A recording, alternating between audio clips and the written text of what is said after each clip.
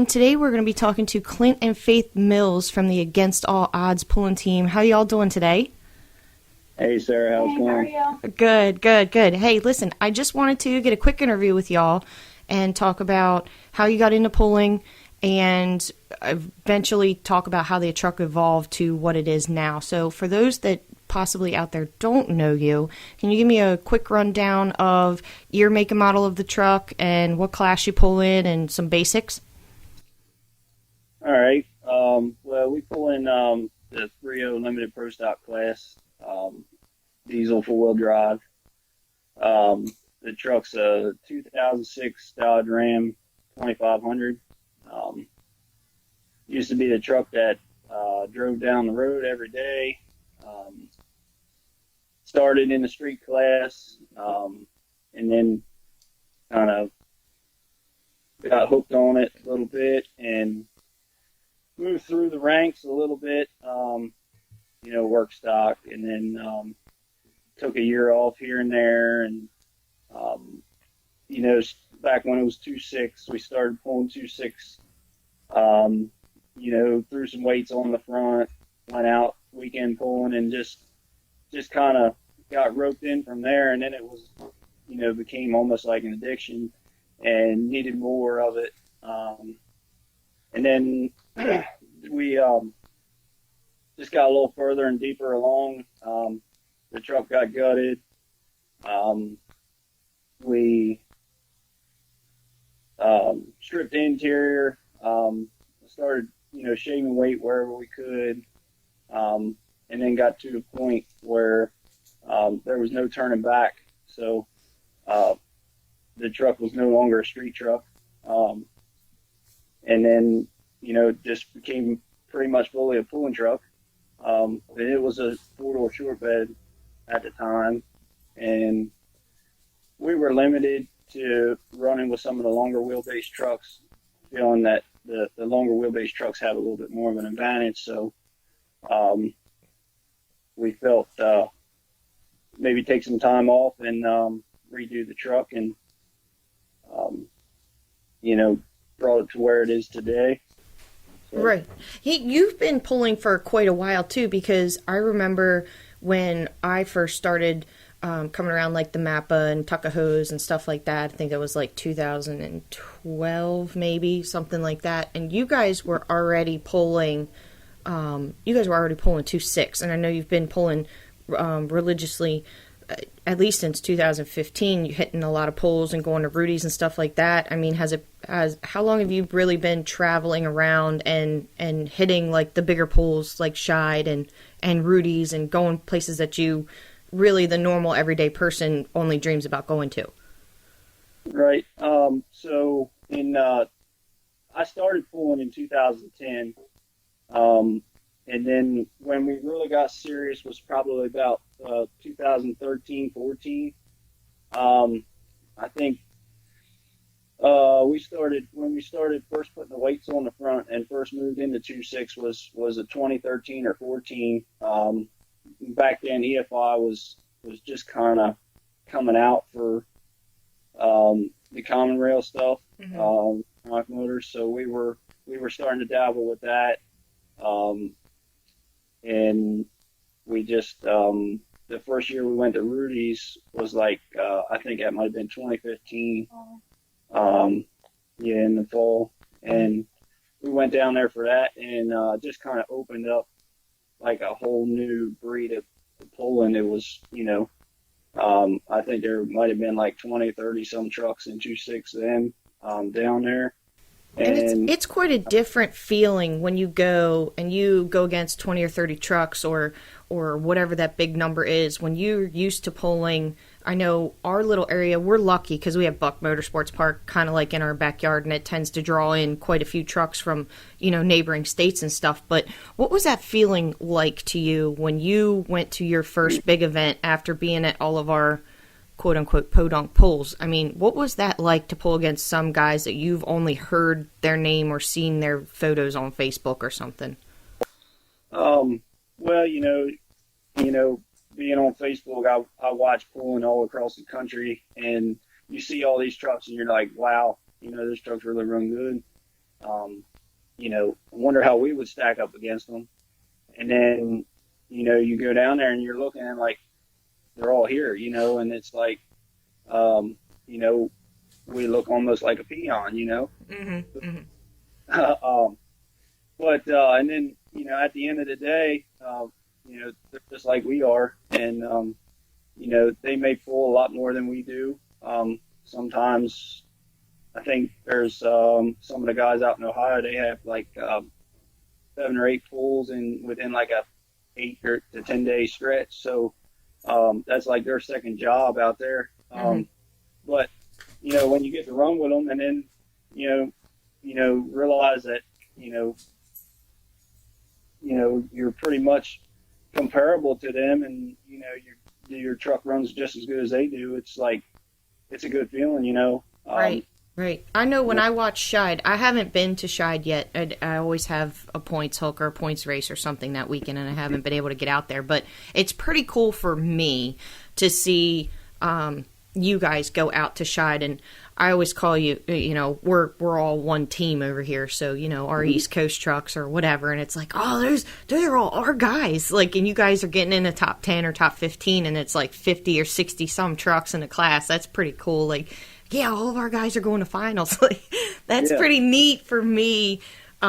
Just because it's like, wow, I know those guys. Like they pull with us, or we get to see them on the weekends, or they don't, they're locals or whatever. It's kind of like a surreal feeling to know you guys when you go to those big events and be able to see you guys on TV and see you on, multiple different media outlets for like the big time guys that cover all those other trucks out in Ohio and Indiana and all that stuff all the time. It's pretty cool.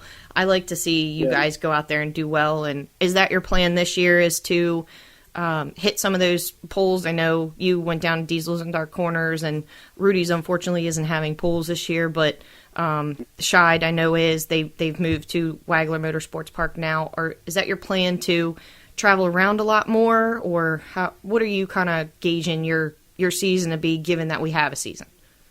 Like you said, with us guys going out to Shide in different places.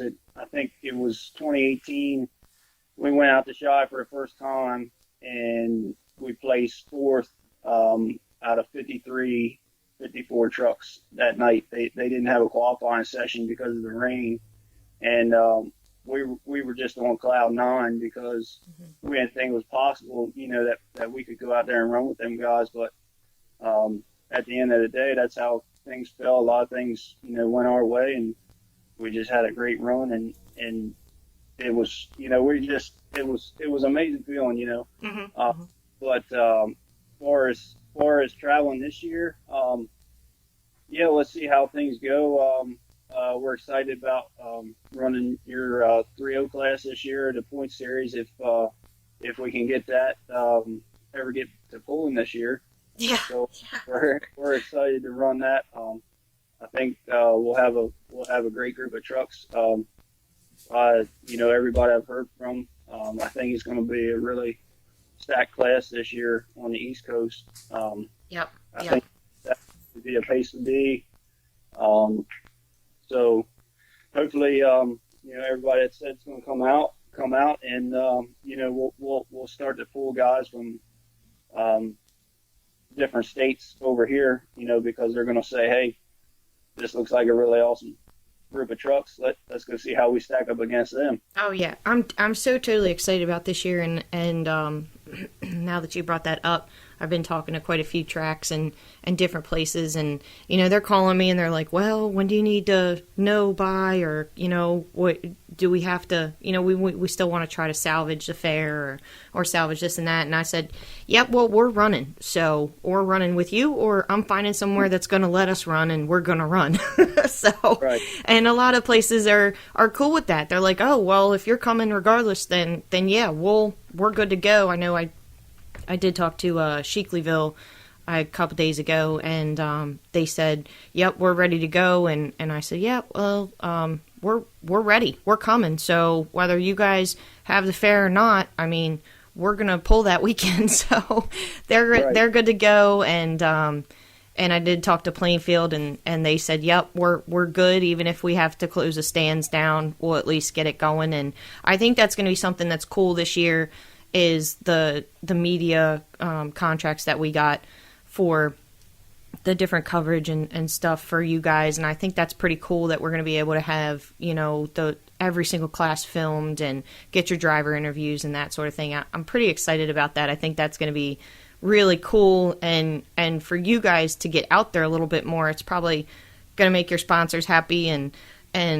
anybody that's a fan that can't see you, or that saw you at Rudy's or saw you at Scheid, and they live out in those places and they can't get to you all the time. It'd be cool to have them be able to see you on TV. Sure.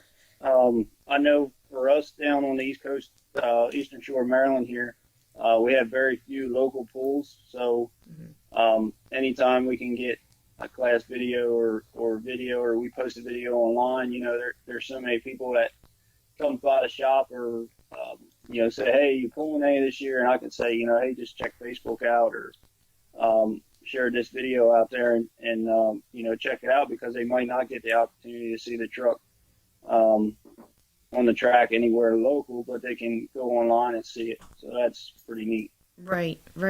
And yeah, there are very, very few pools down that way. I mean, we used to have, we have the Buck, which is usually 5 events or so a year. And then we used to have Mappa, and they since have very few pools. I think we're actually teaming up with them for, or some of their old crew members, for Cecil County Fair, which is, it's not your local fair, but it's pretty close to you, right?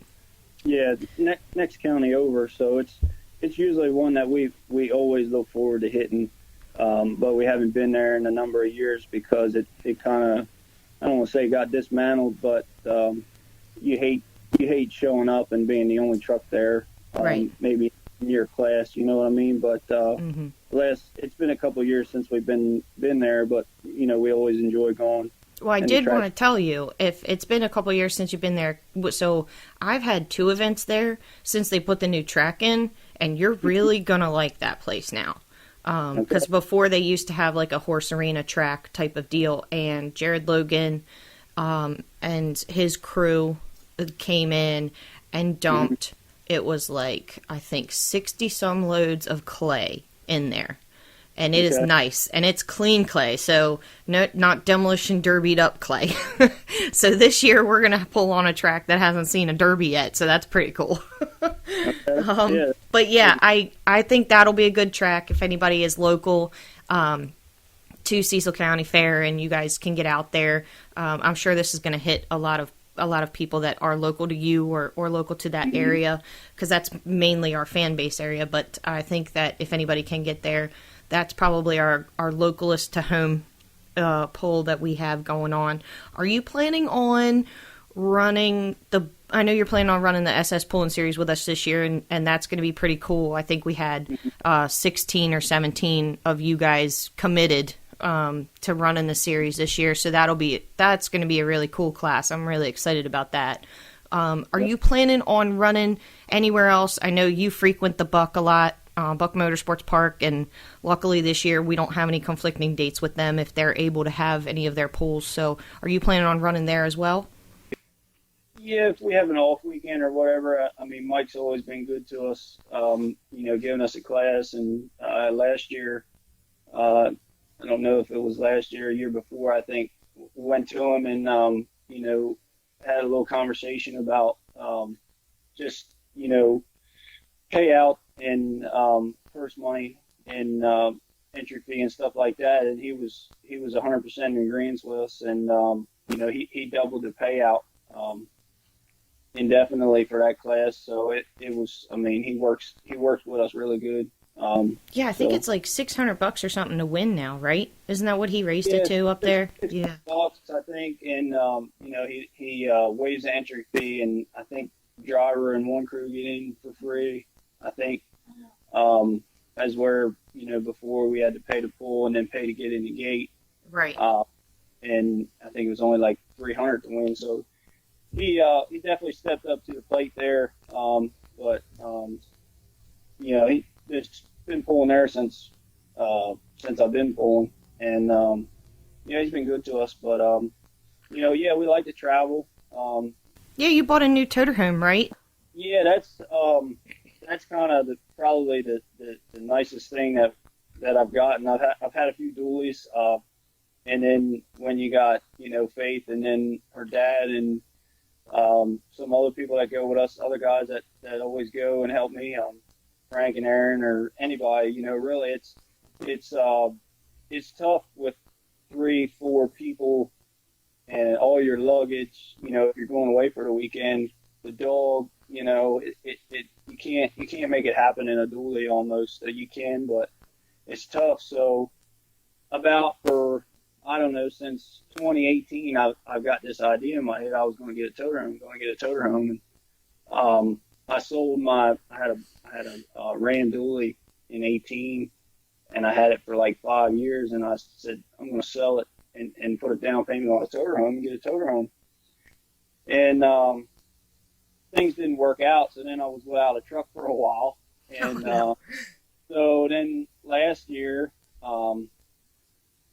We Things didn't work out the way we were planning. But by the end of the year, I was able to get one, and we only hit a few pools at the end of last season, but it was really nice. The dog goes, they can go, everybody can go. We can sleep 5, 6 people in there, comfortable. With all your, shower and everything, just like you were at home. So it really makes it nice. Yeah, I bet. Because I know when we travel places, and we were supposed to actually do the dirt drags for Rudy's this spring. And just to take the whole crew down there, it's like you take the trailer and you take the trucks and all your gear. And by the time you pay hotels for everybody, it's like, holy gosh, this is crazy. Yeah. Yeah. But so I wanted to ask you, and I know this is a very touching story, and I know your truck has gone through some major changes, as well as your family has gone through some major changes, and I wanted to discuss with you the new paint job, the new wrap job that the truck has, and the new name that it has. Can you give us a story of how the truck came to be against all odds, and what that means to you guys? So, 2015, I kind of started the beginning of when things got serious in the more for pulling. The truck the name was the Mistress. So in 2016, we went to Keystones, and we had the Mistress logo on the front or whatever. And we pulled at Keystones and did well that weekend. And I think we got a 3rd place there. And then that was kind of the end of things, how they were going then. And we had got back home, and Faith had been feeling not well for some time at this point, and she was seeing, a bunch of doctors, and none of them could figure it out. And then finally, they had discovered that she had Hodgkin's lymphoma cancer, and just everything just stopped. The whole world stopped. It felt like, and things changed, and everything was about getting her better. Her treatments, and so when things we had figured what was going on with her. Finally, her treatment started. Things settled down. She says, just because I have to be stuck here, just because I can't go out and be in the public with people, infections and things like that. So she was like, you still need to go pulling. So that was when the wrap came up on the truck, the weight box, and it said, pulling for Faith, cancer sucks. So I hit very few pulls in 2016. I think just maybe 5 or 6. But just mainly get out and see the friends. She wanted me not to go stir crazy in the house. But actually that year, I think it was in October. There was a lot of people. I don't even know, in my local fire department. Got Kinnaman shore fire pullers. I think Sarah, you even helped out with it. Mm-hmm. There was a lot of people. Um, and it definitely is a little bit emotional about it. But You had a lot of people there. yeah, There were a lot of us there that day, and yeah, I was like, wow, and yeah, there were quite a few people that that is probably the only poll that I've ever seen where payouts didn't matter. yeah. You hear about benefit events all the time, and you hear, people still want to know about payouts, and it's a lot of money to run the trucks and yada, Mm-hmm. yada, yada. But that was the only poll where it was like people were definitely there to support. They were not there for payouts. They were not there for Yeah, any other reason other than, you know what, we are here. We're a family. We're a truck family. You had guys there that weren't pullers. That yeah, were other, yeah. they were racers, or they were show trucks, or they were whatever shops. There was all kinds Mm-hmm. of people there that they were there specifically for you. And I know we did a poll in Pennsylvania, and though I think a weekend before or weekend after, and I took the proceeds down, but I didn't want to do it in any official capacity type of thing. But I know everything we profited off of that event, we ended up taking down to you guys, which, I mean, every little bit helps, and it was great that we were able to do that. And it was great that Shorefire and Cecilton helped Mm-hmm. with that a lot, and I know John Dixon Yeah, did a lot for it, and Scott Kinnaman yeah, and those guys, and that was cool. I yeah. That was pretty much the only event that year that I went to that wasn't mine, so to speak, Mm-hmm. that I didn't have to run, or Yeah, that I was, I was able to yeah, go and see it. And when you pulled that day, and I didn't take my camera to that event, which is, I wish I did now mm-hmm. looking back on it, but I was going specifically to support. I wasn't going for any other reason. But when Mm-hmm. you pulled, it was crazy because I have the video on my tablet, and you go down the track and everyone has their cameras out. Everyone Mm-hmm. has their phones out. Everyone was Yeah, filming it. yeah, Everybody had it. That was pretty cool. And yeah.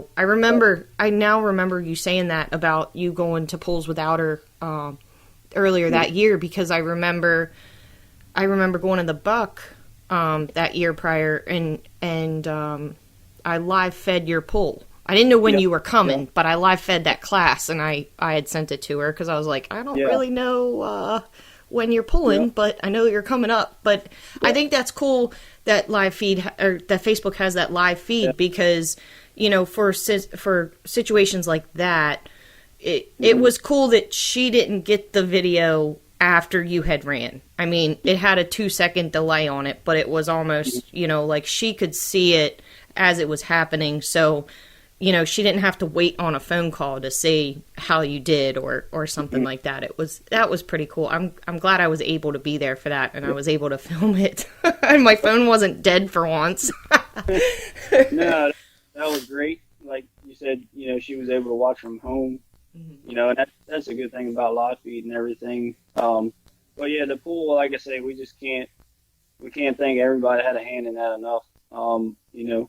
Everything, obviously, because my work was limited, a little bit, and things, the money helped her get through treatment, not being able to work, and getting to and from the doctors, because she had treatments in Baltimore at Johns Hopkins. So, we're an hour and a half each way, sometimes several times a week going. Right. But I mean, all that, like I say, that stuff, that's what, pulling's about. It's about family, friends, all of us get together when somebody needs help, and that's what we do. And like I say, that was an awesome day. And, yeah, you just can't thank all them people enough, for sure. Right, right. And bringing up family, your stickers on your truck is all mostly family related, right? Mm-hmm. TRM is your brother-in-law, and Yep. Show and Tell Yep. is your mom's salon, or your mom and your sister's Mm-hmm. salon. Yep. So tell us a little bit about that. Um, so all pro customs on the back window there. My dad has a golf cart shop. And they do a little bit of everything, but golf cart's the main thing. Sales, service, customization. Like I say, being down on the Eastern Shore, we got a lot of local campgrounds. People come down from Pennsylvania, come over from the city, and it's their weekend getaway. A lot of bigger campgrounds here where people have permanent sites or summer homes.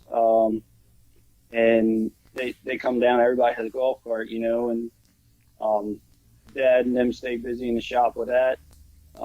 Then my mom, she's got mom and sister. They got two salons, one in Delaware, and then one here at in Maryland at home. So they're busy nonstop during the week. And then when they're not working, they're racing. She's got a top sportsman car, but they keep that busy. And then S&M, that's another guy, Scott. He's local to me. He does all my powder coating, ceramic coating, that kind of stuff, and does a great job for me. I always ask him. I say, Scott, what I owe you? You don't owe me nothing. You don't owe me nothing. So I had to put his name on the truck. It just so just he's not in for the money. He just likes doing it and wants to help anybody out. So that's my three main people, and then there's a lot of people behind the scene. Faith's dad, John, my father-in-law. He's with us to every pool, pretty much. If I need help during the week, in the evenings, getting the truck together, he's there.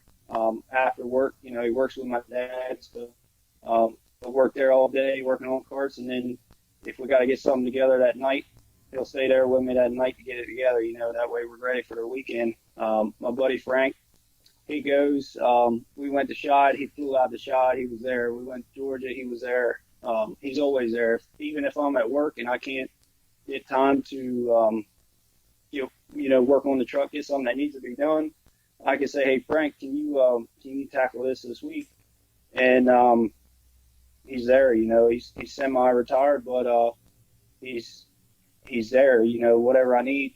My dad, he's there for whatever, anytime, of course. And then my buddy Aaron, my brother-in-law Cole, if I need him, I can call him.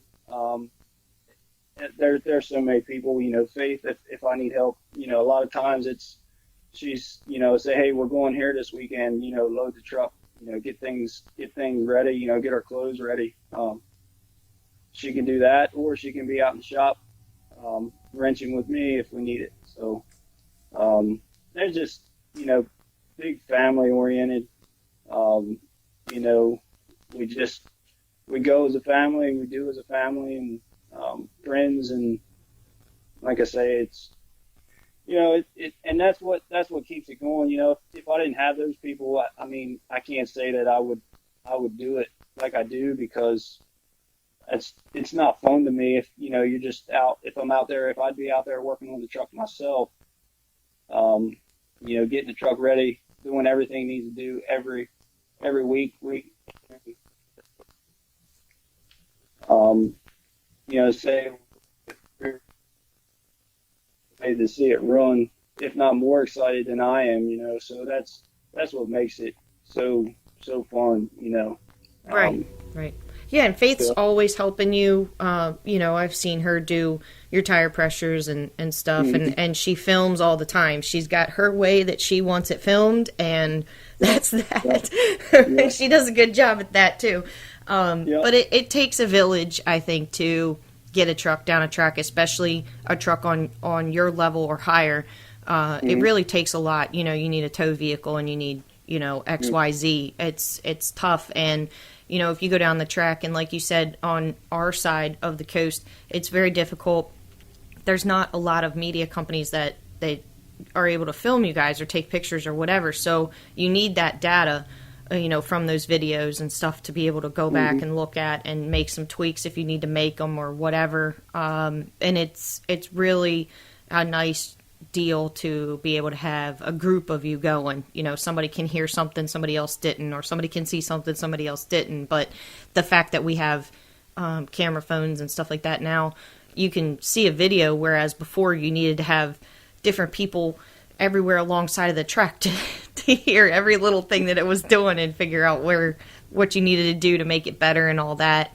I wanted to ask you, what do you think, which you probably answered this already with Shide, but what is your favorite track, whether it be local or far away, and why? Oh, favorite track.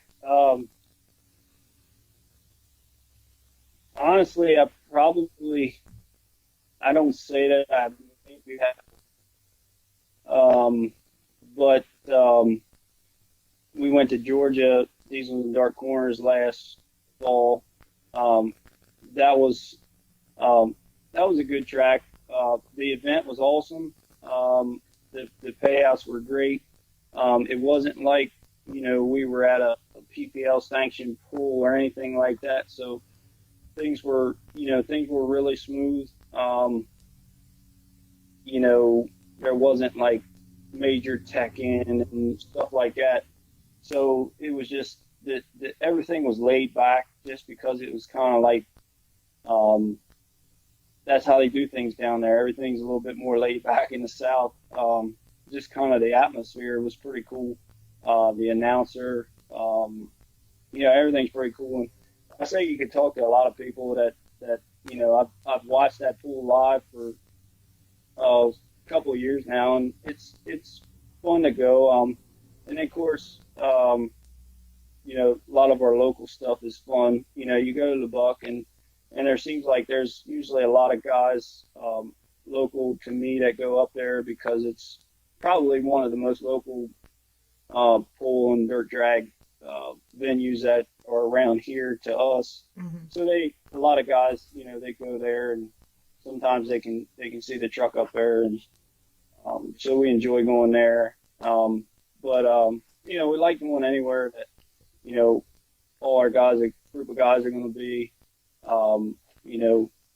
Mainly, that's a lot of my friends is pullers, so anywhere we can go and see them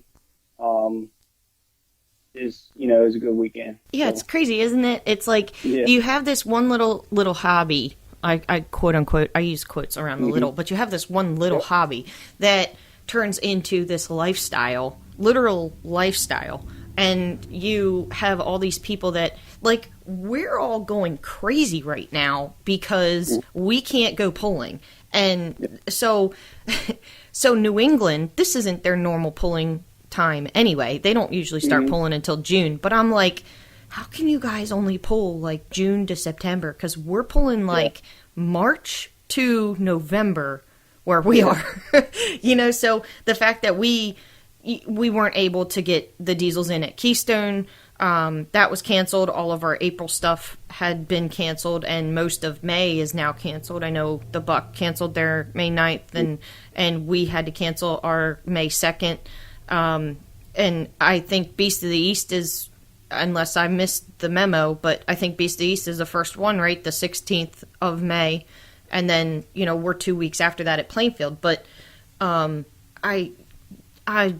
we're all going crazy because we can't communicate or can't see each other, but luckily we can communicate. I mean, we've got the group chat going on and stuff that we can all kind of stay up to date for those of us that are feeling, without withdrawal or whatever you want to call it. But right. It's crazy how one little hobby turns into this big, broad spectrum deal that encompasses every part of your life. You go to work, you work your normal job, but then every time that you're not there, you're either working on the truck or talking to somebody or going here or going there or planning to go here or planning to go there. Or even if you're at work, you're still, any chance you get, you're talking about pulling to XYZ. And it's really crazy how to me, I used to, before I started hosting, I was kind of, oh, okay, cool, there's a truck pull this weekend. I was one of those fans that just wanted to go because it was cool. You saw everybody you knew, you got to see the trucks and this and that. But, now that you're on the competitor side, or you're on the hosting side, or you're on the back end that everybody kind of doesn't really realize as fans, they look forward to going, but I don't know that a lot of people realize how much prep is involved and how much, pretty much the word I would think of is obsession. You really have to obsess over getting that truck on the track and obsess on getting these events off the ground, and it's something. The level we're at, they're just, after a few runs, you're dumping oil, you're changing oil in the pump, in the motor, you're running the valves, you're inspecting ring and pinions. You go over, every hook, we get the truck in the shop, and we try to go over it front to back. That way, hopefully for the next time we go out, there's nothing that we missed. Hopefully, we try to put our hands on most everything, just to avoid something stupid happening, because, you're dragging a lot of money and time invested around, and you don't want to, you hate to go out there and a $5 part, cost you a run, and you've wasted that time. That's what that's my big thing. It's like, hey, let's, at least if we go over it, we can try to avoid from anything of that happening. We can say, look, we went over this thing front to back, and it's good to go. And then we can go out there. That gives me extra insurance, saying, hey, we're ready to rock this weekend. Let's see if we can get it done. Right, and it's still, and going over it and spending all that time into it, it still doesn't guarantee a run is going to work out, or anything is really fail-proof, because you went through a really tough time for a while last year. I think it was last year, right? You had some engine issues, and then you had some rear issues, and I mean, you get in those funks where it's like, man, this thing is just not working, but you have to push through it, and you have to get it back to where it was or whatever, and you have to push through all those tough times. Yep. So like last year, for example, we went to Rudy's in the spring. We got one test before we went down there for their season opener. It wasn't a successful test run. We came back, went through what we thought was a problem, put everything back together. We go to we go to Rudy's for the season opener last April, and we had a good run going. And at about, it was like 290 feet, I think, we lost the cylinder, and the RPMs dropped, and we blew the block apart. So at that point, it was like, what do we do now? Faith, she was coming down there to watch. This was Friday night. She was coming down to watch, so I called her, and I said, I was driving, and I was watching the video as I was driving 2 hours away, and get a phone call. Yeah. Jeez. I was like texting everybody I knew that was there, like, hey, like, what's going on? Like, obviously something did not look right. Like, Right. So it was crazy. That's got to be heart-wrenching for you to know that you're not there and something's wrong, and you're trying to get a hold of people. And Rudy's has, like, for anybody that hasn't been there before, Rudy's has the worst cell phone service. So you can't get through to anybody, and there's so many people in that little area that most of the time you're trying to call somebody, you're getting like that busy disconnected signal. It's like, what is going on? That's rough. Oh my. It was horrible. And then you came back from Rudy's, and then you had other issues, right? You just had a really tough time there. Yeah, we got back from Rudy's, and, it was like, well, are we done for the year? What are we doing? So let's, just trying to pick up the pieces, and I said I wasn't even going to look at it. And by the time I got home, I stayed down there with Faith the next day, and her dad and Frank, they brought the truck home and started yanking it apart before I'd ever even got back. So then I said I wasn't even going to look at the truck for, a little bit of time, just wasn't going to fool with it because I was kind of a little, I guess, upset, frustrated, and everything else. And the time I got home, the guys had already started working on it. So I'm like, well, let's yank this thing the rest of the way apart and see what we got. So I got it the rest of the way apart. Luckily all the internals and motor were good. So we said, where do we go from here? We need to build something stronger.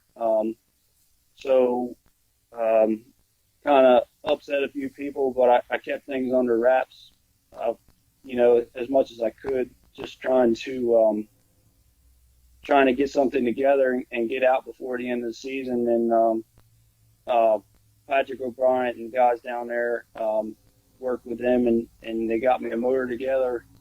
Actually, we left the week of Shad. We left on a Monday night and got down there early, I guess mid the next day. And we got down there, and it was, like I say, this is the week of Shad. We had put the motor on the dyno on that Tuesday, I believe. Mm-hmm. So we had to fit this new motor in the truck. We left home here, loaded all our parts and pieces up, left home here, got down there and put the truck together in a couple of days with the new motor, and went to Shad and pulled there. We did okay. We had some different tires on the truck, and we were working with them. The truck ran great. I mean, Patrick built us a heck of a motor, but it was quite a difference from what we had. So we had to make some changes to get the setup to work. So what we did was we left there, came back home, and just started playing with some things. And we were able to get a couple wins, the Buck, and then up at Lebanon at the Beast of the East. We hit a handful of pulls at the end of the season there. So we got a couple wins, started to get it dialed in. Had some issues before we went to Georgia. So I had talked to, had an issue with the drop box, kind of a brain fart moment I had, but not one of my brightest ideas, but we had an issue with the drop box. That's what I'll leave it at. But I'm sure I have questions after this. We all have those days, Clint. Yeah. It's okay. It was a mechanical failure. I'll just put it that way. But anyway, I got a hold of Craig at SCS after normal hours, and this was the night before we were to go to Georgia.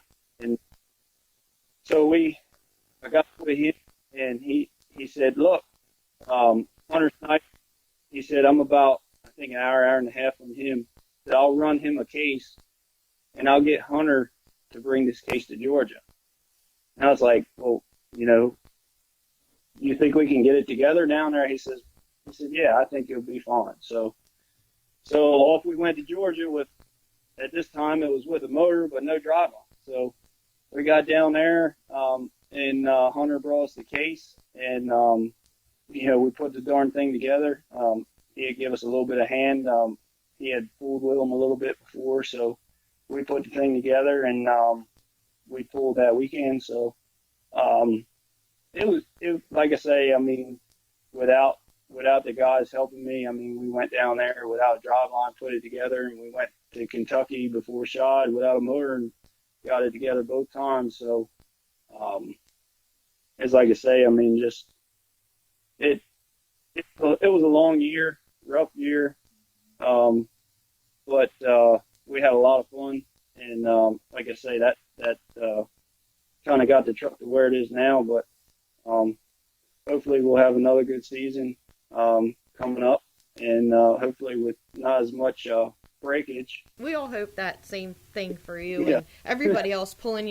It's tough when you get parts failures because it does set you back quite a bit. It sets you back through the season, and then once you do make any upgrades or change anything, obviously you don't want to put the same thing back in because it broke before. So you're upgrading or you're tweaking this or tweaking that, and then you always have the the testing time, and it's difficult for pullers. I always used to say, or I still say this, but for racers you can hit a test and tune anywhere, and pullers you don't have that. It's do or die every time. Usually there's one test and tune or two test and tunes the entire year, and it's usually in the beginning of the season, and other than that, that's it. It's not like you can go somewhere and make a couple hits and do some data and change some stuff. It's you have one chance every time you go somewhere, and you have one pull, and then if you do have an issue where you forget something or something isn't just right, or it's like, oh, I should have done this, well, you don't have a chance to go back and do it again because your pull is up. So it's really, pulling is pretty tough as far as that goes. It's a do or die situation. You either do it and you have to put 100% forward, or you don't, and it's kind of like taking a test. There's no quizzes. It's just, here's your final exam, and you have to do it perfectly every time, type of thing. So it's tough for pullers, and especially on your level, it's not like you can make a run and then 20 minutes later come back and make another run. It's right. You guys have to have cooldown time, and you have to have all kinds of stuff. I mean, very rarely do you see trucks your size and larger doing 2 pulls a night. You don't really see that. The higher horsepower stuff, it really doesn't come back around, so you can't really have a do-over, or very rarely do you guys go in the run what you brung class at the end of the night type of thing. It's you're in this class and that's it. You have your one run and you're done for the evening. So it's pretty tough, but you get a certain rush from it, and you get a certain enjoyment out of it. I mean, what would you say to somebody that maybe is in the work stock class or the 2.5 class that wants to go to your level, because of the professionalism or because of, the camaraderie that you guys have amongst each other or whatever? Well, like I say, that there's a handful of guys that in our class, most everybody. I don't know anybody that wouldn't, but I mean, just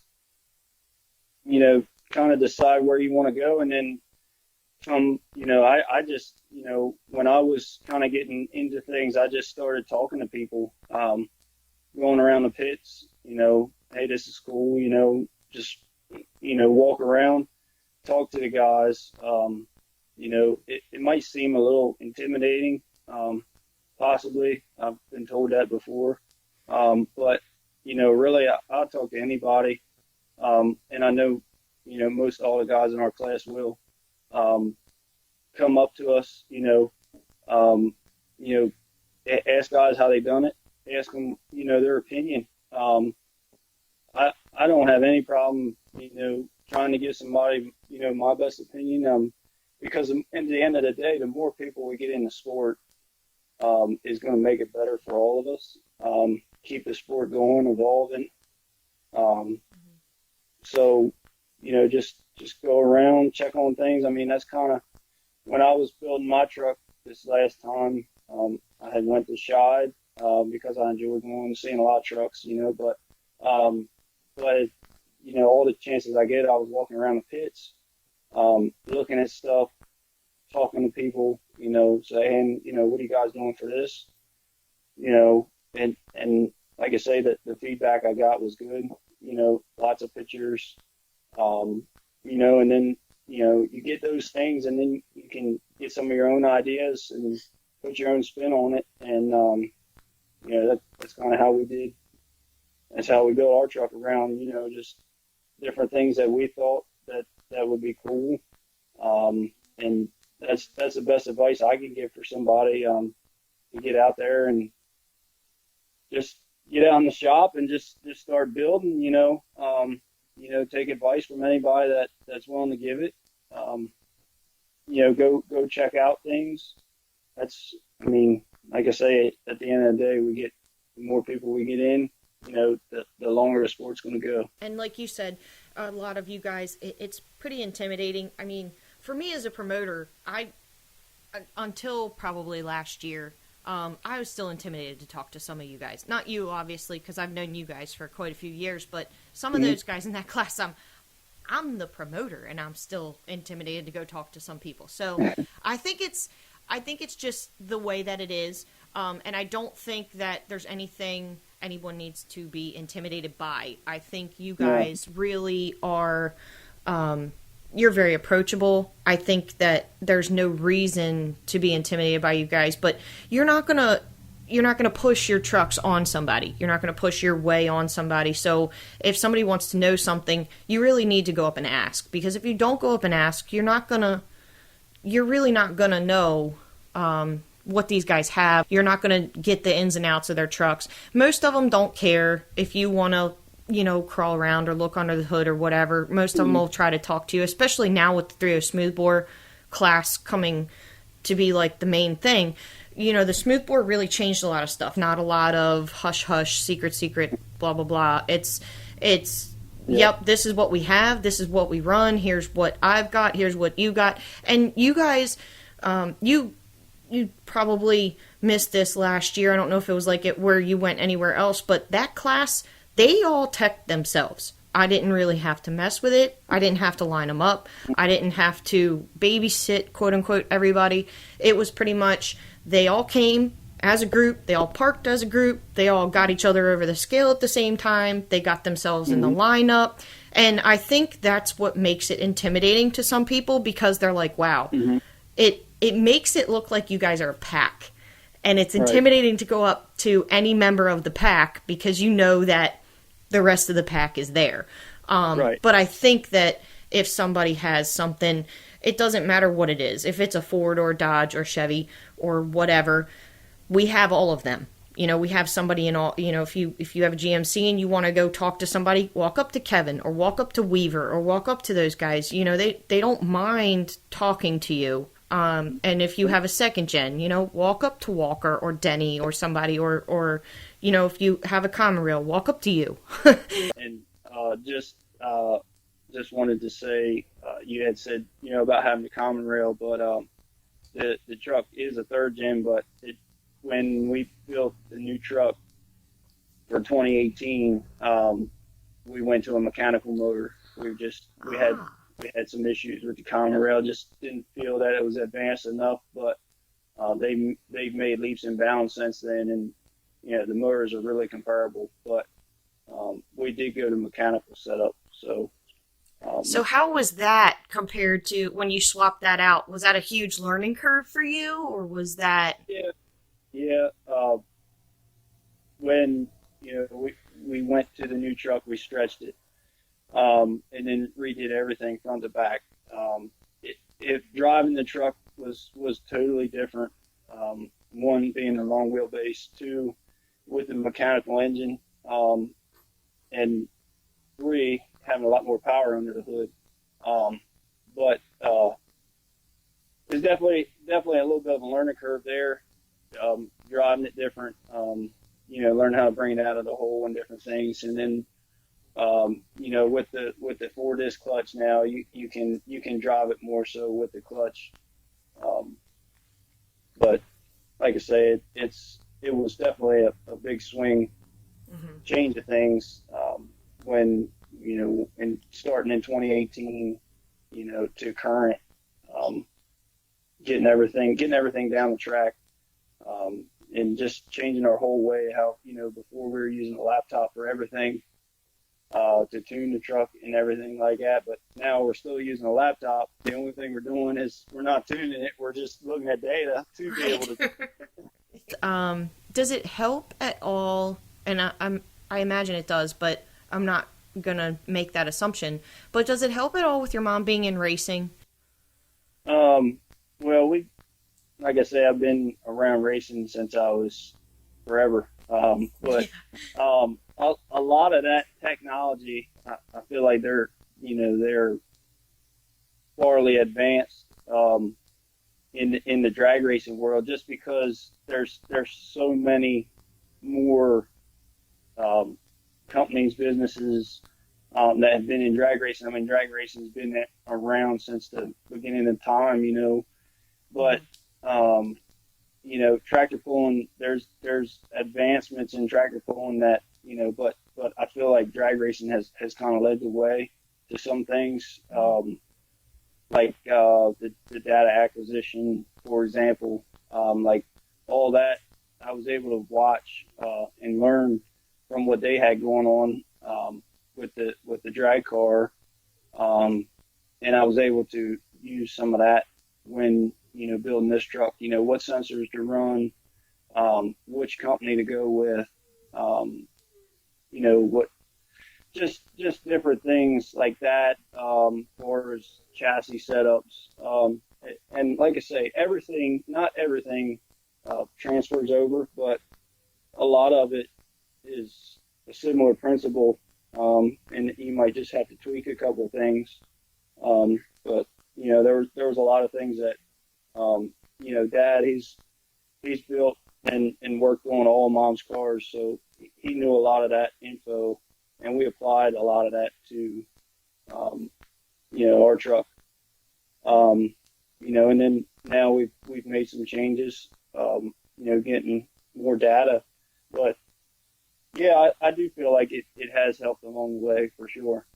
If somebody wanted to be open-minded about it, a puller really could benefit from meeting some of those guys on the racetrack and meeting some of those shops and the diesel shops and stuff. I think that's one of the big reasons Rudy's was when they had pulling, that was such a big hit with all the pullers in our area.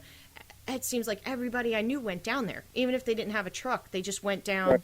Right. They could meet the companies. They could meet, South Bend, and they could meet Fire Punk, and you could meet all these guys that have these big name shops, and they have access to all this different stuff that you didn't have access to, but you could actually walk up and talk to them. And I think that's a huge deal. We don't have anything like that in the Northeast because ODSS doesn't come up as far as we do, but that's really cool that you can walk up to somebody and talk to them, because racing is pretty much, it's different, but it's a lot of the same stuff. You really have to have your chassis set up. You have to have things tuned in. It's not like you can just crank up the horsepower and just let it go. It doesn't work that way. And I think the more people realize that it's more chassis and, there's a science to it. And I think now that once you get to you guys' level, that 3.0 class, or even some of the 2.5 guys, they really start to understand that, the Charger is not the main thing here. We have to do the chassis, we have to do the tires, we have to do the pressures, we have to do the weights, we have to figure out exactly where to do everything. The hitch is a big deal. Every little thing is all scientific calculation, and it's not just all right, crank it up and let it fly. Right. And and say in pulling, you can have 100 more horsepower than anybody in the class, but the guy with the lowest horsepower, if he gets that thing hooked up better than you do, it's big game over. Because if you're blowing the tires off the first 50, 75 feet, and he's got that thing hooked up, that's where your pull's made, and they're going to go out. They're going to carry that thing farther out the back than you are. Right. So that's the biggest thing. Just getting them hooked up. If you can't do that, obviously the guy who gets it hooked up the soonest, and's got some power, they're going to be out there, and that's what you're going to be chasing. And the biggest thing is, like I say, with pulling, it's there's like you say, there's no test, there's no test and tune. You get to the pull, you go out and you check the track, as you will all night. You check the track. You're looking at the weather. You're seeing what the temperature is going to do. You're seeing what time is the sun going to go down. What do you think the moisture is going to do? And all them things play a factor on where you're going to set your tire pressures up, B, what tires are you going to run? That's another question. Some of us got a couple sets of tires that we can change out, or we may change out before we go to that track, depending on where we're going. And some of us may take them and make a last minute change for tires. So that's another wrench in the works. That as far as temperatures change, you might make a fuel adjustment. Some small things like that. Yeah, but, tires are like a thing that's kind of like a big deal, at least where we are on the East Coast, because you can have anything from sand to silt to red clay to blue clay to a mixture of different topsoil. I mean, Numidia they rip the field up, and that's what it is. There's nothing else. It's they literally rip the grass up that morning, and you pull on whatever soil that is, and then you get further down. I mean, you can go down the shore, and you're going to have different sand consistencies. I know, like, where we are, like, down towards Pocomoke, it's kind of like this muddy, bluish, clayish stuff. And then you go to Cecilton, and it's red clay. And you go to somewhere else, and it's kind of, we go to New Jersey, and it's sand. So it's just a difference. I mean, you guys really have it tough as far as consistency, and I try to touch on this with Bordas a little bit, because really, you guys are more of I call them setup trucks, because you guys have horsepower and you have good stuff, but you guys really need to do your homework as far as setup goes. And I think, in my opinion, that's one of the reasons why you guys do so well when you do go to Shide.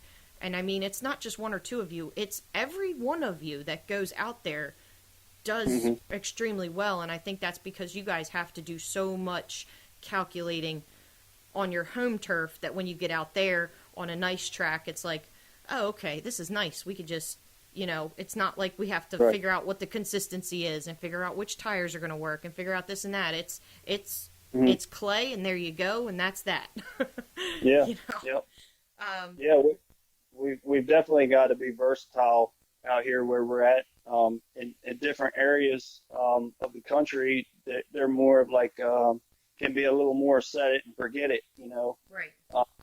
But, because their dirt may be a little more consistent out in the Midwest. I know we went to out to Western Pennsylvania last fall for a hook, and we got out there. We were like the only guy with mud grapplers on, maybe one other truck, and the truck had been running good, but the mud grapplers didn't get it done for us. We had holes at the end of the track, and as you all know, obviously if you're going down, you're losing hitch height. Everybody else had STSs on, and we got whacked that night. So that's that truck that we had run with before, but we didn't have that tire combination on, and we paid for it a little bit in the end. Right. So it's a lot to do with what area you're in, but I guarantee you next time we go there, I guarantee you we won't have mud grapplers on. Right. Yeah. And I really didn't understand. So last year there were quite a few of you guys that asked me about track consistencies, and everybody always says the go-to line is, oh, it's a good track, it's a good track. Well, no. I mean, when we went to Plainfield, I went out there the week before and tested some soil and stuff, and I was like, well, you got a little bit of this and you got a little bit of this, and this is how it's going to go. And, I need you guys to be there and be ready to hook at 8 o'clock, because we need to hit this moisture level at this point in time. So I don't know if that's something that other people do or not, but I know a lot of you guys kind of ask me, what's the track like? I'll go out ahead of time and I'll take pictures, and I'll kind of, pour some water on it, pack it in, and kind of, do that Play-Doh thing with your hands to kind of see what it's going to be like. And I think that really helps you guys, because it's like, well, you know, especially for a new track, and you have a promoter that'll go out and tell you guys, you know, well, it's this or it's that or whatever. It kind of helps. At least you can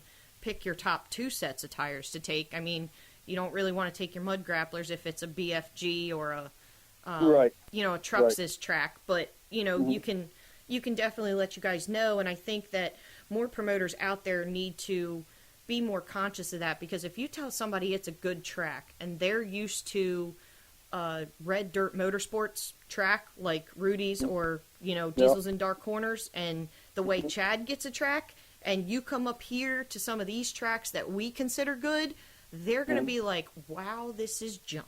So you kind of have to know what the deal is, because what's good to us isn't good to somebody else, but what is good to somebody else we might think is junk.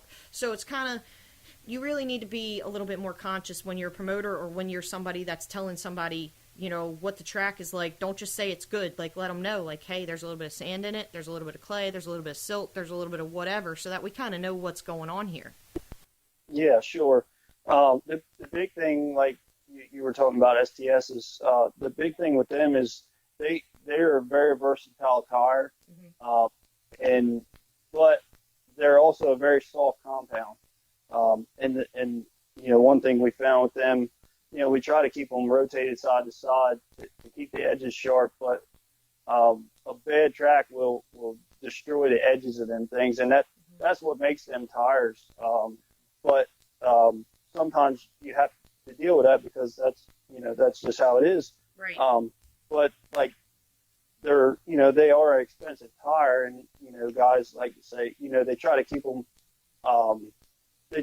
as good as long as they can, because you know, none of us are millionaires. So, Right. But sometimes, you know, you gotta run them, because that's what it's going to take. I know a couple of years ago, I think Walker and I went down to Rudy's, and we were, you know, we both took our mud grapplers on, and we ran them down there, and both of us were kind of in the back of the pack. It was a BFG STS track, and you know, Greg and Leroy, they were upset that, you know, they had a set of STSs, but they left them home. They didn't think they would need them, but you know, figuring the red dirt, but found with that red dirt, it's very fine, and the mud grapplers will tear it up. Right. So it's hard, but as soon as they break through that top layer, they just kind of rip it up underneath. Is where the STSs will do a little better job of sitting on top. When we went to the beach, it was better for the STSs to hook up on there versus, you know, the mud grapplers, they just dug in the sand, and the BFGs, they couldn't get any traction. But the Right. trucks is really, you know, they could really get that to go. And you know, it really just depends, I guess, what you're looking at as far as tracks go. But it is cool that you have a few different tires. You don't really want to be hauling, you know, 3 or 4 sets of tires around with you, but it'd be nice to know what you're pulling on, you know? Yeah. It gives us a little better idea, if we don't have any, you know, data on that track. It gives us a little better idea of what to bring, maybe. Now, don't get me wrong, I like my mud grapplers, and they work a lot of places up here. Sometimes you'll go, you know, I went, you know, like I say, to Shad a couple of years ago, and guys look at you almost like, I mean, I actually had a guy walk up to me out there, and he's like, he said, you know, what are you doing with those on? Right. And dead serious, you know, walked up to me and asked me. I said, well, I plan on running them, you know, I brought them. So, you know, and then we took fourth that night. So I was like, you know, hey, you know, just because nobody runs them out here doesn't mean they won't work, you know. Yeah, and I think that too goes back to that edge. You know, you guys have to pull on some junk sometimes. I know we've got a couple tracks that are junk. The guys told me, you know, hey, we don't really want to go back there, this and that, but the place draws a big crowd. We went to one track last year that it was not the greatest track. It really wasn't. Everybody complained about it, and luckily the stuff that they complained about we are able to fix before we go back this year. But it's like, man, this place just, the people are packed in here. You know, you don't have a empty seat on the bleachers, and it's like these people want to see you guys. But it's also tough from my standpoint, because you know that those packed stands helped carry over to some of the events that didn't really have packed stands. That paid you guys' payouts on some other nights that we didn't really have the income come in to pay it. So it's kind of it's a double-edged sword. You know, you don't want to pull on junk because it's harder on the equipment, it tears the tires up, this and that. But if you're pulling on junk and it's packed stands, then it's kind of like, okay, well, we can do what we can to make it the best track that we possibly can, and you know, put on a show. But it's kind of like that fine line that you walk when you're a promoter, because you know, I don't want to put you guys on junk, but I also know that, you know what, these trucks aren't cheap. So we've got to have, and I know we have excellent payouts. So you know, we got to eat a couple junk tracks and full stands just to get the good stuff, so that you guys can get taken care of. Sure. And you know, thinking about you know, just using that example, for example, Pocomo.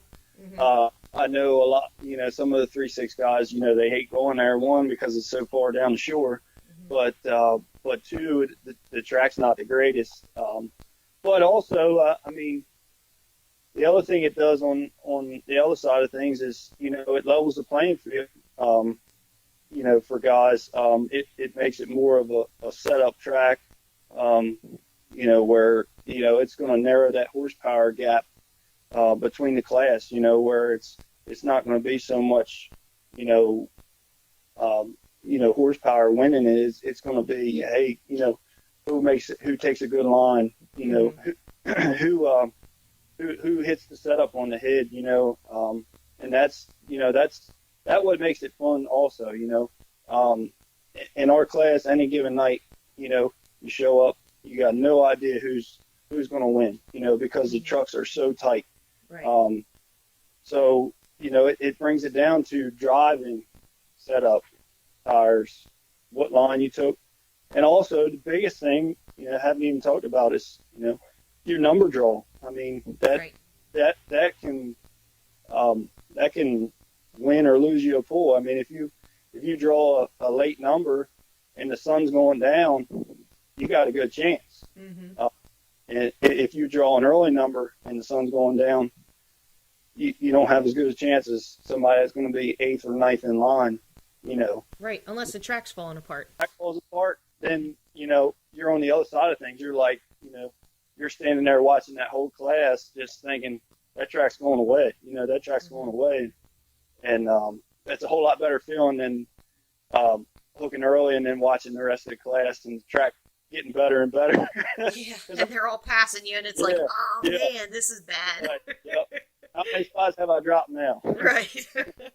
Yeah, it's tough. I mean, and, you know, it depends, too, because when you are on a new track, you know, you try to find some other trucks that you've either seen before or seen run, maybe in some smaller classes, because most places end up, you know, they'll run the smaller classes first to break a track in. So you try to gauge it, and you try to watch somebody, and you're like, huh, that truck should have been running way better than that, or that truck that truck shouldn't be way out there. So it's kind of, you know, you kind of watch other people that you know from the smaller classes, and it's kind of, you gauge it, and then you take that time when we're adding the sled weights, and you guys go out and you test the track, and you walk the track and see where your line is and stuff, and it's like, whoa, okay. Yep. Sometimes it's like, this is different.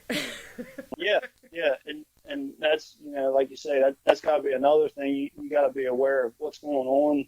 You know, say if 2.5's pulling, and you're familiar with some of the guys in 2.5, or 2.6, should I say now? That's what everybody's going to. But I mean, you kind of know, you know, the trucks to watch, and you know, you watch them too, and that can give you a little better idea of, you know, what might bring for your class, as far as track conditions and stuff like that. And I know, you know, like some of the 3-6 guys, same thing there, you know, we watch them or they watch us, you know, and that can give us an idea, especially when we go different places. And that's a good thing about the East Coast. You know, they you know, we go somewhere and then, them guys watch us, and, that's what we all do. We all go to different places and we help each other out. And at the end of the day, like you say, if we go somewhere, we go as the East Coast, in general, and we all try and help each other. At the end of the day, it's like, wow, all these trucks are from Maryland, PA, New Jersey, Virginia. Whenever they come out here, they're ones to watch.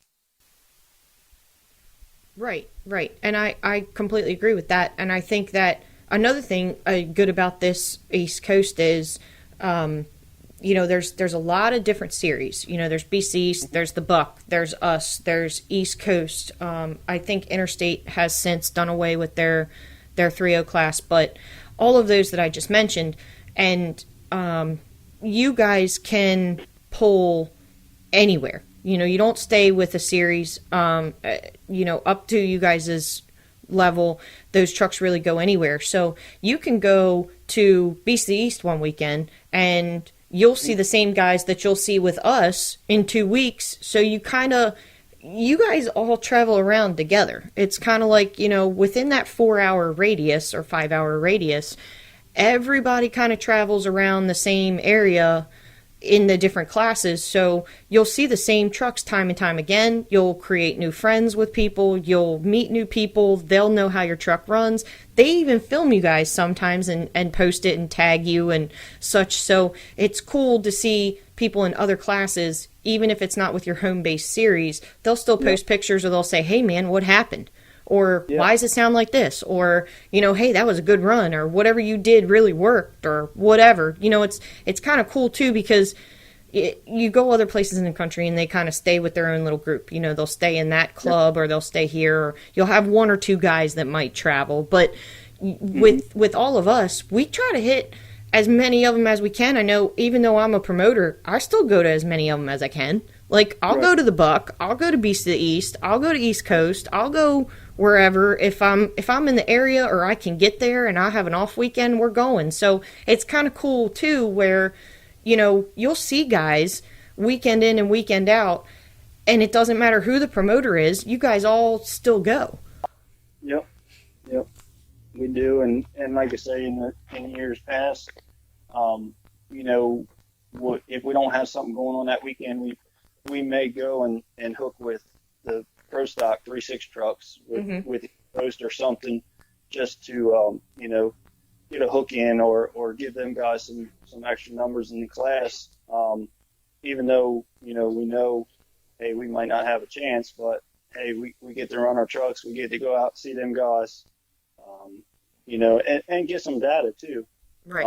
So we can, in a sense, make that as a nice test pass or something, Right. We might learn something or pick up something on, Yeah, and you get to talk to guys that are, they're the next horsepower level up from you guys, so you might pick up something that you can use or whatever. And I think that's cool that this year we're actually able to have those guys. They're coming to our season closer this year as their season closer. And I think that'll be a cool event, to where that nighttime show is literally going to be some big classes. I mean, it's going to be you guys, East Coast Pro Stock diesels. It's going to be the Pro Stock big rigs. It'll be our Pro Stock gas class. I mean, that nighttime show is going to be phenomenal with the amount of heavy iron that's coming for that season closer. I'm so excited. I mean, that's got to be exciting for you guys too, that we were able to mix, East Coast and us in one event. I mean, we hired them to come in, so they'll obviously pull before all of us, but they're 2 classes, and then you guys come in next. That's got to be a pretty cool feeling to have something of that caliber close to home that you guys are actually mixed in with. Yeah, it'll definitely be cool getting to run with them guys on the same night, because like I say, it doesn't happen much unless we go and jump up and run with them. But it'll be nice to have our own class there that night, and be able to run together, be able to watch their class and kind of relax, or help them, give them a hand if they need it, and then at after they're done, then we can go out there and take the track. And so it, like you say, it'd be a lot of iron out there. It'd be a pretty good night, I believe. Yeah, yeah, I'm pretty excited about that. That's one event that I'm like, that event is not going to get canceled because of this Corona deal, because we have to have this event. I'm so excited. I'm probably more excited about that event than anyone else, because when I talked to Terry about it, and I was like, we're trying to finagle it because he's got his championship night at Lincoln Speedway. I believe it's Lincoln. Don't shoot me if that's wrong, but he's got his championship night somewhere, and I'm and we don't really pull tractors. Nothing against tractors, but PA, we kind of stay away from tractors because of East Coast and Interstate, and there's a lot of other different tractor groups out there, so we don't really do tractors much. We mainly stick to trucks and big rigs type of deal. But I told him, I said, I just don't know. I'd like to have these two classes, but I don't know if you're having them there. And, for anybody that knows how East Coast works, you get whatever classes you pay for type of deal. So you can pretty much a la carte whatever you wanted. And I was hoping that he wasn't going to have those guys, because I thought, that would be really cool if we could slam that show all together with that stacked of a class list for that show. I thought, oh, that's going to be so cool. And it's the week before King of the Street, so I'm really hoping to get all amped up about that. But I think that'll be fun. I think we'll see a lot of guys that you guys, like you said, only get to pull with if you jump up, or you watch Eastern Extreme pulling videos and you see them there because we're pulling elsewhere the rest of the year. So to have everybody on the same night, I think that's going to be pretty cool. Yeah, and I would think it ought to kind of broaden the spectrum for as your spectator pool. Them guys got a big following, right? And I would say that they'll have a lot of their fans coming out there. And then people, same thing with people that want to see the super stocks and semis. The semis, of course, they have a big following everywhere they go to. Mm-hmm. So they say I think it'll be a good night all the way around. Oh yeah, I fully agree, and I think we added that super stock diesel class in, and some of those guys, I've had people call me already when I announced that we were running the super stocks, and that we had at the time we had 14 or 15 of you guys registered for or committed for the 3.0 class. So when I announced those two things, you would not believe how many messages and text messages and phone calls that I got. What events are they going to? And people were so excited to see you guys and the super stocks and the East Coast trucks coming in. They were really excited that we now stepped up our game and went to that caliber, because now they're actually putting it on the schedule. They're coming out. They're making sure they can come, and they're asking a lot of questions where you guys are going to be. And I think that's pretty cool. And I don't know that we really realized prior to that how many fans actually come to see you guys. And that's why we're doing the hero cards this year and all that kind of thing. I think we're really getting back to the core foundation of what pulling is, which is the fans. Mm-hmm.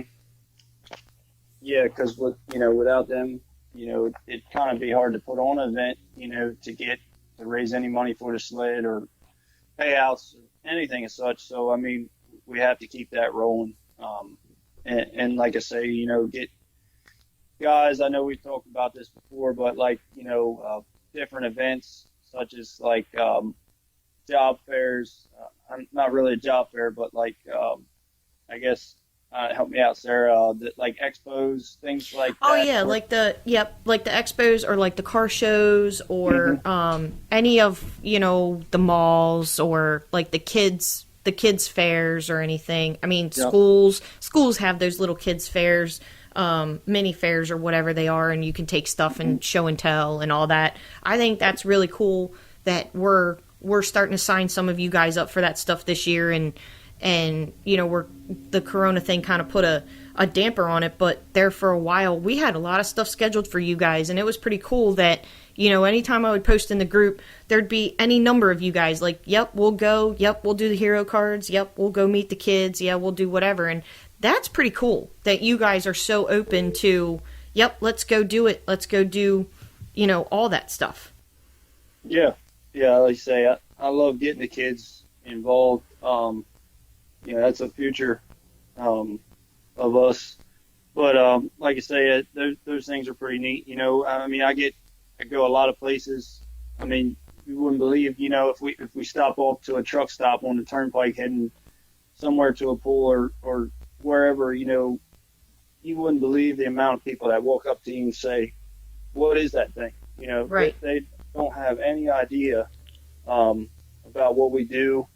Hmm. Um, they look at it like it's almost like a spaceship. What are you doing with this thing? What's that big box on the front of it? Right. Right. They don't know. But that's the kind of things that hopefully we can get things out there a little bit more. Every kid is on some type of social media Right. and Yep. searching around. I think what's Instagram, what's the new one now? Oh, the They're all TikTok thing. Yeah. TikTok. Uh, so and I've people have sent me stuff they've seen on TikTok and different poll and stuff. So I mean, the more those kids' noses are in that, so the more that they're exposed to, they might see a flyer somewhere and say, "Oh, I was watching this on TikTok or Instagram. Let's go Hmm. check it out." Hopefully that sparks a interest in something. Oh yeah. Yeah, I agree.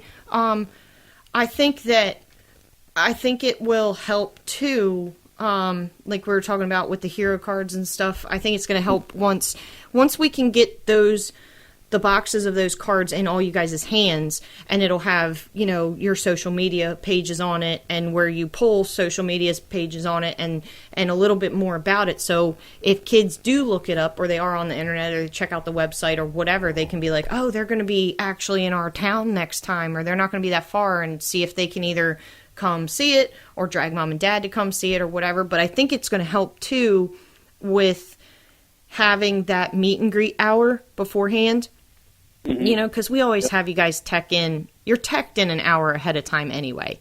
So if you're Yep. already teched in, just pull a few trucks out on the track or in the staging lanes or something, and just, hey, mom and dad bring kids down, type of deal. Because for our events, we don't charge extra to get in the pits. It's just pretty much a waiver sign, and that's it. So you can go in the pits. They can come talk to you guys, and get some pictures and post them up, and that type of thing. I think Right. a lot of people don't really realize that you need to do that stuff, because Yeah. that goes a long way. I mean, we were talking about it, and I know I had asked you to come to Atlantic City. I think that's when your motor was out of the truck or something. Something wasn't there. But when we had gone there, people didn't even know what pulling was, and I was like, how do you not know what pulling is? Like, we do this, but to us it's second nature, because we live and breathe it. We do it every other weekend. It's Right. we talk about it constantly throughout the week, and that's all we do. It's work, family, pulling. Like, that's it. So I just couldn't fathom that the people didn't know what it was. But like you said, when they stop you at rest areas and stuff, they don't know what it is. Yep. Yep. We've ran into that more times than not, and like I say, it's but the more that we get that out there, like I say, I mean, everywhere we go, we got everywhere we go that kids can get in the pits. You got them coming over. They want to get a picture with a skull on the back of the truck, or sit in the driver's seat and put them in there, get pictures with them, and then more than likely the next year goes around. They're asking mom and dad when's the pool? When can we go out there and watch? We want to see that. Right. Or if they're at the fair, we're going to go the night of the fair that they're going to be there, type of thing. Yep. I think that's really going to help. I think that's going to be the biggest. I think that's going to be the biggest change. Like with us coming in Cecil County Fair, I know that's hometown for a lot of people, but that's where it needs to start. You need to start in your own hometown, get your own people excited about it, because then if you can get your own family members, your extended family, your friends. I mean, how many of us have people on our Facebook pages that have never been to a truck pool? We probably have people, and we don't even realize it, that there's people that we know, and interact with that they don't go, or they haven't been, or they don't get the concept or whatever. Drag racing is pretty simple. It's go A to B, first one to the finish wins. You have other classes in there, like, you know, your sportsman and your index, whatever. You have other classes in there, but you got them to the event because of the first to the finish wins type of thing. They get that concept. Well, pulling, who gets that concept? No, nobody that's not in it. I mean, it takes a little bit of time to understand the different classes and the different weights and the different, you know, all the other stuff that's tied into it. It really takes a minute to understand that. So I think if everybody brought somebody to a pull, even if it's your aunt or your uncle or your cousin or your third cousin twice removed or whatever, just get everybody that's there, you know, that's on your Facebook page or that you talk to, and if everybody brought a new person every year, and, you know, maybe 1 out of that 10 gets hooked, well, that's 10 in 100.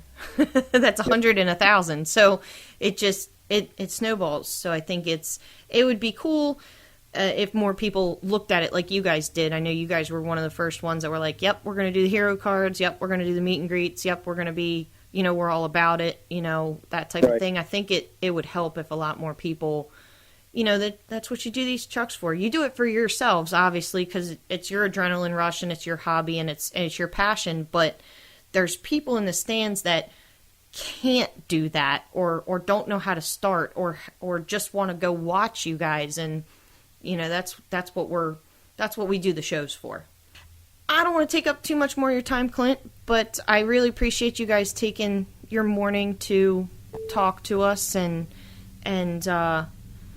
you know, give us a little bit of your life in truck pulling.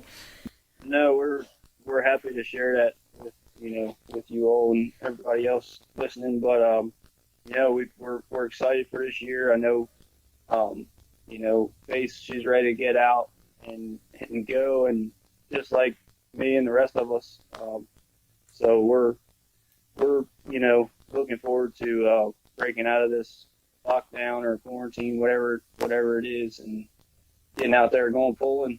And if anybody wants to follow you, then check out your Against All Odds Facebook page, and we'll actually be covering some of that as well, so you can check out the SNS Pulling Series Facebook page. We'll be posting videos of you guys, and if anybody sees you in the pits or sees you at a gas station or anything, don't be afraid to walk up to you, right? Yeah, definitely. I think Faith, what's the page online? I think it's just Against All Odds Quarantine. I think it's what's on there. There you go. Yeah.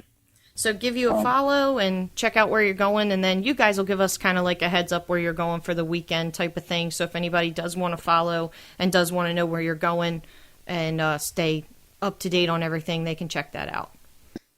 Yeah, and who knows, you may even see a TikTok one day of Against All Odds or something.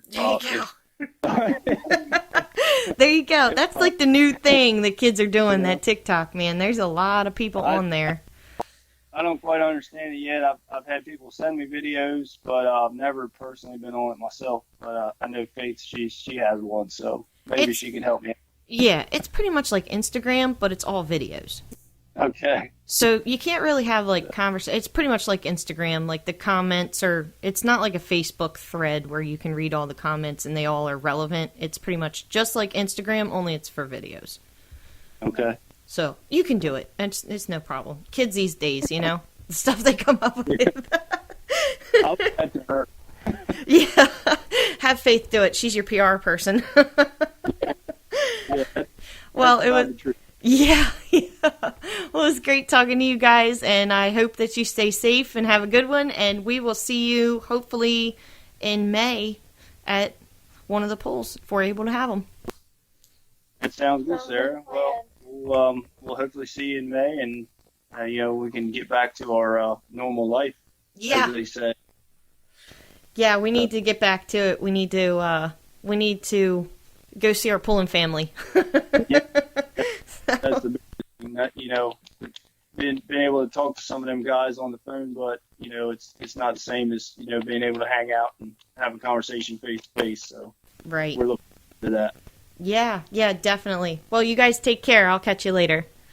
All right. Right. See ya. See you, Sarah. Bye-bye. Yep.